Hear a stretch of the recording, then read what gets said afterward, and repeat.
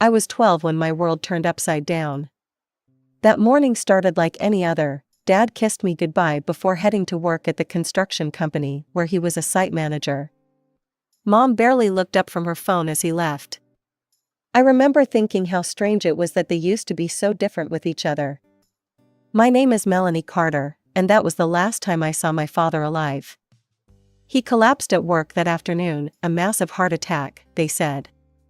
I was in math class when the principal called me to her office. Mom was already there, her mascara perfectly intact despite the news she'd just received.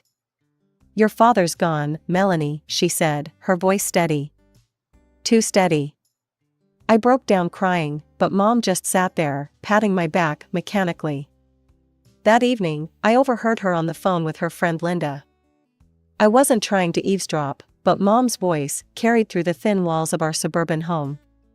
"Actually, Linda, this might be for the best," she said, her voice low but clear. "Being a widow is much more respectable than being divorced. Plus, I get to keep everything without the hassle of lawyers." She laughed, actually laughed. I know. I'll play the grieving widow at the funeral. I've already picked out the perfect black dress." I sat on the stairs, my hand pressed against my mouth to keep from screaming. Dad's sister, Aunt Sarah, was the only one who seemed to see through Mom's act at the funeral. While everyone else was offering condolences to my devastated mother, Aunt Sarah just stood there, shaking her head sadly. She knew. She'd always known how Mom treated Dad. It didn't take Mom long to heal from her loss. Within 3 months, she started having a man over for dinner. His name was Richard Thompson, and he had 2 kids from his previous marriage, Brandon, who was 11, and Emma, who was 10. Mom would cook elaborate meals when they visited, something she'd never done for Dad. "Melanie, honey," Mom said one evening, her voice syrupy sweet. "Richard and I have something to tell you." I knew what was coming. The way they sat together on the couch, holding hands, Mom beaming like a teenager, it was obvious. "We're getting married," Mom announced. "Isn't it wonderful? You'll have a new father and siblings." I forced a smile, but inside, my stomach was turning. "That's great, Mom. Congratulations." Richard smiled at me, but it didn't reach his eyes. "Brandon and Emma are so excited to have a new sister," he said, but I'd seen how his kids looked at me during their visits, like I was something stuck to the bottom of their expensive sneakers. That night, I called Aunt Sarah and cried for hours. She listened patiently, then said something I'll never forget. "Sometimes, sweetie, the family you choose is more important than the family you're born into. Remember that." Brandon and Emma moved in the week after the honeymoon. They immediately claimed the best rooms in the house, including my playroom, which became Emma's art studio. When I tried to protest, Mom just said, "Don't be selfish, Melanie. We need to make them feel welcome." Mom transformed into a completely different person after marrying Richard. She'd spend hours helping Emma with her homework or watching Brandon's soccer practice, while I ate dinner alone in my room. The way she looked at Richard, it was like he hung the moon and stars just for her. I'd never seen her look at Dad that way. "Brandon needs new cleats for soccer," she'd say, or "Emma's taking art classes this summer." There was always money for what they needed. Meanwhile, I learned to stop asking for anything. Even basic things like new school supplies came with size and eye rolls, as if I was being unreasonable for needing pencils. They started taking trips together, nothing fancy, just weekend getaways to nearby cities or camping trips to state parks. But I was never invited. "You'll just be bored," Mom would say, not even looking at me as she packed snacks for Brandon and Emma. "Besides, someone needs to feed the cat." I'd end up at Aunt Sarah's house during these trips. Her small cottage became more of a home to me than our house ever was. She never had kids of her own, but she treated me like the daughter she never had. "This isn't right, Melanie," she'd say, watching me unpack my overnight bag for what felt like the 100th time. "A mother shouldn't play favorites like this." I shrugged, trying to act like it didn't hurt. "At least I have you, Aunt Sarah." One evening, when I was 16, I decided to bring up college during dinner. I'd been researching schools, dreaming about studying business management.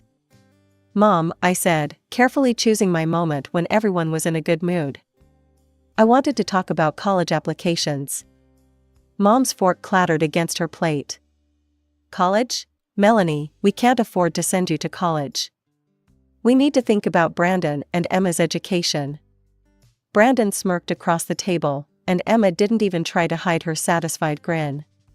Richard just kept eating, as if the conversation didn't concern him at all. Later that night, I cornered Mom in the kitchen. "What about Dad's money?" I asked. "He had life insurance, and he'd been saving for years." Mom's face hardened.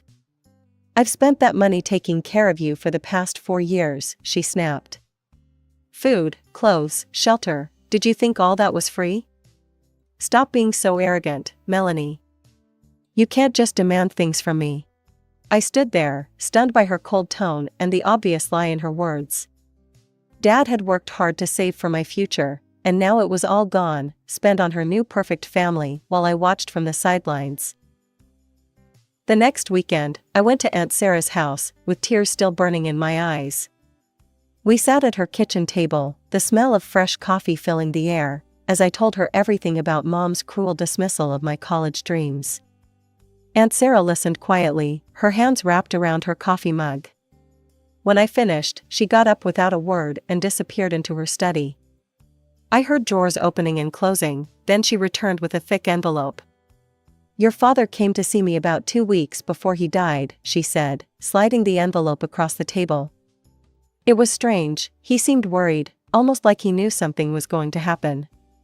He gave me this and made me promise to keep it safe until you were ready for college."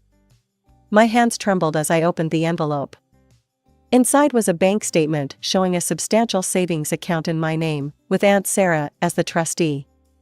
Dad had been secretly putting money aside for years. "He said your mother had been acting different," Aunt Sarah explained, her voice soft. "He wanted to make sure your future was secure, no matter what happened. The money's been gathering interest all these years." I burst into tears, but this time they were tears of gratitude and love for my father, who'd protected me even after he was gone. "We can't tell Mom about this," I said, wiping my eyes. Aunt Sarah nodded in agreement.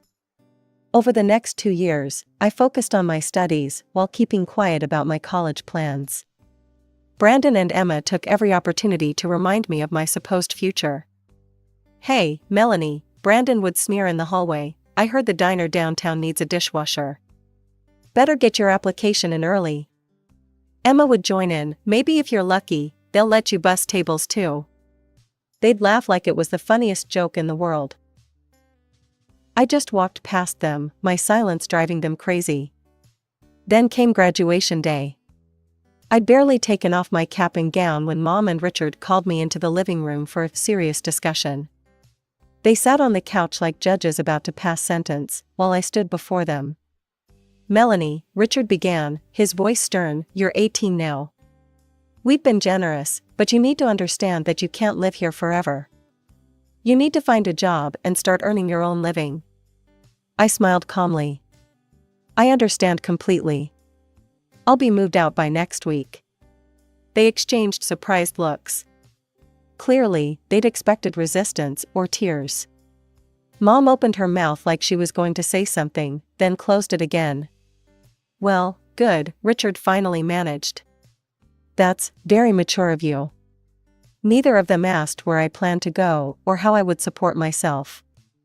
They were too relieved that I'd agreed so easily to risk asking questions that might complicate things. Moving day arrived faster than I expected. I packed my life into 4 cardboard boxes and 2 suitcases. It was surprising how little I'd accumulated over the years, almost like I'd been subconsciously preparing for this moment all along. Aunt Sarah pulled up in her blue Honda at exactly 9 in the morning. I watched through my bedroom window as she parked, half expecting Mom or someone else to come see what was happening. But the house remained silent, even though I could see movement behind the curtains of Emma's room. As we drove away, I watched my childhood home shrink in the side mirror until it disappeared completely. I didn't cry. Instead, I felt lighter with each mile we put between us and that house of carefully crafted pretenses. I spent that summer working at the Sunshine Cafe, serving coffee and sandwiches to regulars who always tipped well and treated me like family. The owner, Mrs. Peterson, even let me pick up extra shifts when I wanted to save more for college expenses. September came, and I boarded a plane to start my new life at Marshall State University, 3 states away from everything I'd known.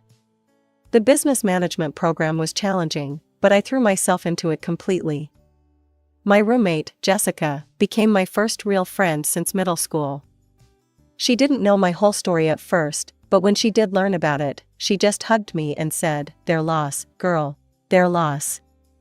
Mom's Facebook page became my window into the life I'd left behind. There they were, the perfect family, smiling at Brandon's soccer tournaments, celebrating Emma's art show victories, taking vacation selfies at the beach. The captions always read like marketing copy, "So proud of our amazing kids," or "Nothing better than family time." I was never mentioned, not even once. It was like I'd never existed. Holidays were spent at Aunt Sarah's, cooking together and watching old movies. We created our own traditions, and they meant more to me than any forced family dinner ever had. Sometimes she'd catch me looking at Mom's social media posts and gently take my phone away. "Don't torture yourself," she'd say. "You're making your own story now." And I was. I graduated summa cum laude, with job offers already lined up thanks to my internships and academic performance. Jessica's father, Mr. Reynolds, ran a major marketing firm, and he'd noticed my work during a class project showcase. "We need sharp minds like yours," he said during my interview. "Your professors speak very highly of you." I started in the junior analyst position, but I wasn't content to stay there. I worked late, took on extra projects, and studied market trends in my free time. Within 5 years, I'd been promoted twice and had enough savings for a down payment on my own apartment. The day I signed the mortgage papers, I stood in my empty living room, keys in hand, and finally let myself cry. They were happy tears, tears of pride, of accomplishment, of knowing that I'd made it on my own terms. Then came the biggest surprise. Mr. Reynolds called me into his office one morning, about 7 years after I'd started at the company. "We're creating a new position," he said, sliding a folder across his desk. "Senior Director of Strategic Development. The board and I agree you're the right person for the job." I opened the folder and nearly gasped at the salary figure. It was more money than I'd ever imagined making, especially at my age. I never saw the point in broadcasting my life online. Sure, I had social media accounts, but I mostly used them to share occasional photos of sunsets or coffee shops. Aunt Sarah was the only one who knew about my promotions, my new apartment, or the sleek black Mercedes I'd bought myself as a reward for landing the director position. "You've earned every bit of it," she'd say proudly whenever I shared my achievements with her. Meanwhile, Brandon and Emma's social media feeds were like endless highlight reels of mediocrity. Brandon would pose next to his used Hyundai Elantra with captions like "Living the Dream," "Blessed," "Luxury Life," while Emma shared photos of herself at the local mall, tagging designer brands she clearly couldn't afford. One post particularly made me laugh, Brandon standing next to his car at some local car show, writing, "When hard work pays off. Success, entrepreneur." I was reading this while sitting in my Mercedes AMG, worth more than his annual salary, but I didn't feel the need to prove anything to anyone. Then came the message that changed everything. It popped up on my Facebook one Tuesday morning. "Melanie, it's your mother. My 55th birthday is coming up next month, and I'm having a celebration at an expensive restaurant, Le Blanc. You've probably never heard of it. I expect you to attend. It's on the 15th, 7 p.m. sharp. Don't embarrass me." I stared at the screen, reading the message multiple times. 12 years of silence, and this was how she reached out? "No, how are you?" No attempt to bridge the gap. Just a command to appear at her party, with that subtle dig about the restaurant's price point. I almost deleted the message right there. But something stopped me, curiosity, maybe, or the desire to see what would happen. I called Mr. Reynolds and requested a week off, then booked a flight to my hometown. That evening, over tea in her cozy kitchen, Aunt Sarah asked the question I'd been pondering myself: "What are you planning to give her?" I smiled, pulling out my phone to show her the confirmation email. A luxury vacation package to the Maldives. 2 weeks at a 5-star resort, first-class flights included. Worth about $15,000. Aunt Sarah's eyes widened. "Melanie, that's too much. She doesn't deserve it." "Oh, I know she doesn't," I laughed, taking a sip of tea. "But can you imagine her face when she realizes what she's been missing all these years?" The daughter she threw away turned out to be more successful than she could have imagined. I want to see her reaction when she realizes just how wrong she was about me. "You're a little bit evil," Aunt Sarah chuckled, shaking her head. "I love it." The evening of Mom's birthday, I slipped on my Chanel dress, elegant in its simplicity, with a price tag that could have bought 10 of the flashy outfits I spotted later that night. I deliberately took a taxi to the restaurant, amused by how this would play into their assumptions about my life. Le Blanc turned out to be exactly what I expected, the kind of place that impressed people who'd never eaten at a truly high-end restaurant. The kind of place that served frozen seafood but put gold leaf on the desserts. I'd had business dinners at places that made this look like a diner. The hostess led me to a private room where the party was already in full swing. Mom sat at the head of the table, wearing a sequin dress that sparkled under the chandelier. Richard was beside her, and Brandon and Emma flanked them like royal heirs. The rest of the seats were filled with relatives I hadn't seen in over a decade: Aunt Linda, who used to pinch my cheeks too hard, Cousin Rachel, who always bragged about her kids, and various other faces from my past. Mom's eyes barely flickered over me before her lip curled slightly. "Oh, Melanie, you came. You could have dressed up a bit more for the occasion." I took my seat at the far end of the table, watching the show unfold. Aunt Linda gave Mom a scented candle set. "It's from that nice shop at the mall," she explained proudly. Mom cooed over it like it was diamonds. Cousin Rachel presented a gift card to a local spa. "For a day of pampering," she announced. More excited squeals from Mom. The gifts continued: a cookbook, a decorative vase, a basket of bath products. Mom treated each one like a precious treasure, making sure to emphasize how thoughtful and perfect each gift was. Then came Brandon and Emma's moment. They stood up together, grinning like they'd just won the lottery. "Mom," Brandon said, and it still felt wrong hearing him call her that, "Emma and I pooled our money to get you something special." Emma pulled out her phone and showed a photo. "It's a 65-inch smart TV. We already had it delivered and mounted in your living room." Mom burst into tears, pulling them both into a tight hug.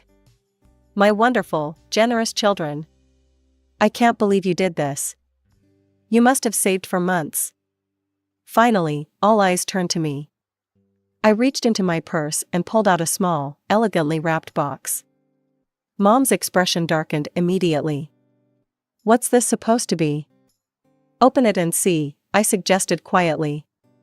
But she didn't. Instead, her face turned red with anger. "This is exactly what I expected from you," she spat. "You show up here in that plain dress, probably the only nice thing you own. You take a taxi because you can't afford a car. And now you give me this tiny box? What could possibly be in here that's worth giving? A gift card to McDonald's?" She threw the box back at me. It skidded across the table, leaving a scratch in the cheap veneer. Brandon and Emma snickered behind their hands. Some guests looked uncomfortable, others seemed to be enjoying the drama. Richard just kept eating his dessert as if nothing was happening. I picked up the box calmly, brushing off the tablecloth crumbs that had stuck to its elegant wrapping. The room had gone quiet, waiting to see what I would do next. "You know what's funny, Mom?" I said, my voice steady. "In this little box is a receipt for a 2-week luxury vacation to the Maldives. First-class flights, 5-star resort, everything included. Worth $15,000. The color drained from her face. Emma dropped her fork with a clatter. That's impossible, Mom stammered. You couldn't afford something like that. You're obviously lying. I couldn't help but laugh. You'd know whether I could afford it or not if you'd shown any interest in my life these past 12 years.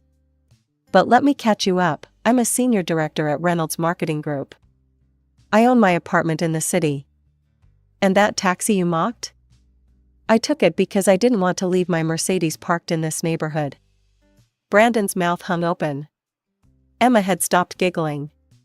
But since you're so convinced I'm a loser, I continued, tucking the box back into my purse, and you clearly don't want anything from me, I won't spoil your birthday any further. Enjoy your TV, I hear the resolution is almost as good as the one in my home theater. I walked out with my head high, the click of my heels echoing in the sudden silence. The maitre d' called a taxi, and I headed straight to Aunt Sarah's house. She was waiting up for me, 2 cups of tea already steaming on the coffee table. I told her everything that had happened. Some people never change, she sighed, shaking her head. Your mother's always been more interested in appearances than reality. We were still talking when my phone started ringing. An unknown number, but I knew who it was.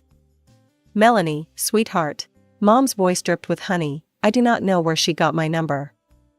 I've been thinking about what happened. Have you? I replied coolly. Yes, and I realize now that I may have been hasty. If you're still willing to give me that gift, I'd love to accept it. We could use this as a fresh start. I want to be part of your life again. We're family. No, I said, finally understanding something. We're not family. We're just people who share DNA. And you didn't want to restore our relationship, you just want that vacation package. I hung up. My phone wouldn't stop buzzing after I left town. Mom called from different numbers, her cell, the house phone, even Richard's phone. When she realized I wouldn't pick up, the messages started flooding in. Melanie, please call me back. We need to talk about this. I've been thinking about what you said about your job. Maybe you could help Brandon get started in marketing? He's very creative. Emma's been saying she'd love to intern at a big company like yours. It would look so good on her college applications. The house needs some repairs, and since you're doing so well. Each message was more transparent than the last. No apologies, no acknowledgement of the past, just an endless stream of requests and hints about my money. It was like watching a desperate gambler trying to win back losses, except what Mom had lost wasn't money, it was her relationship with her daughter. I read each message with a strange detachment, like I was studying a case study for work. The tactics were almost impressive in their variety: guilt, I'm your mother, how can you ignore me, flattery, you've become such a successful woman, manipulation, family should help family, and even threats, I'll tell everyone how you abandoned your mother. Your mother's been calling me nonstop, Aunt Sarah told me over the phone a week after I'd returned home. She showed up at my house today, if you can believe it. Demanded I give her your address. What did you tell her? I asked, though I already knew the answer. I told her to get off my property before I called the police, Aunt Sarah chuckled. You should have seen her face. She kept saying she had a right to know where her daughter lives. I reminded her that she gave up that right years ago. I could picture Mom standing on Aunt Sarah's porch, probably wearing one of her expensive outfits, trying to bully her way into getting what she wanted. It was the same pattern I'd watched my whole life, but now I could see it clearly for what it was. She didn't take it well, Aunt Sarah continued. Started ranting about how ungrateful we both were, how she'd sacrificed everything for you. The neighbors probably heard everything. When she finally realized I wasn't going to give in, she stormed off to her car. But Melanie, be careful. She seemed desperate. I already blocked her on everything, I assured Aunt Sarah. Social media, phone, email, everything. And security at my office knows not to let her in if she shows up. After we hung up, I walked through my apartment, looking at everything I'd built for myself. The modern furniture I'd chosen, the art on the walls, the view of the city from my windows, all of it earned through my own hard work. I thought about Mom's messages, about her sudden interest in my life now that she knew I had money. In the end, it was almost funny. She'd thrown away a relationship with her daughter for the appearance of a perfect family, and now she was desperate to get back into my life for the appearance of success. But she'd taught me one valuable lesson: family isn't about legal documents. It's about love, support, and being there for each other through good times and bad. I had that with Aunt Sarah. The next morning, I called the travel agency and changed the name on the Maldives vacation package to Sarah Carter. When I told my aunt, she tried to refuse, but I insisted. "You deserve this more than she ever did," I said. "You've been more of a mother to me than she ever was." Aunt Sarah hugged me tight, and for the first time in years, I felt like I was exactly where I belonged.